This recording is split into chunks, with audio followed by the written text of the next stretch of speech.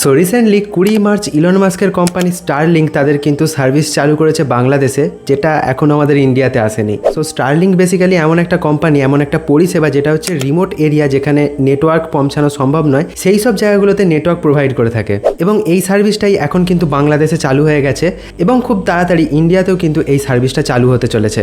ইন্ডিয়াতে এয়ারটেল বা জিওর সঙ্গে ট্রাই আপ করে এই কোম্পানিটা কিন্তু খুব তাড়াতাড়ি আমাদের ইন্ডিয়াতেও চলে আসবে। কিন্তু এই স্টারলিংকের ইনস্টলেশন খরচা শুনলে কিন্তু আপনিও চমকে যাবেন।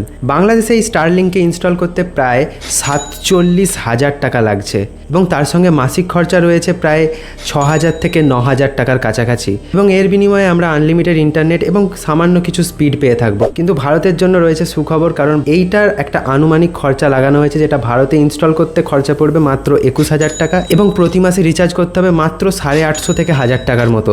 এবং এই রিচার্জের মাধ্যমে আমরা আনলিমিটেড ইন্টারনেট পাবো এবং ভারতের যে কোনো জায়গায় কিন্তু এই স্টারলিংককে ইনস্টল করা যাবে এবং সেখানে কিন্তু ইন্টারনেট পরিষেবা পাওয়া যাবে। তবে আপনার কি মনে হয়, বাংলাদেশের প্রত্যন্ত গ্রামের সাধারণ লোক কি এই খরচাটাকে উঠাতে পারবে, নাকি গভর্নমেন্টের সাবসিডি কিছু দরকার?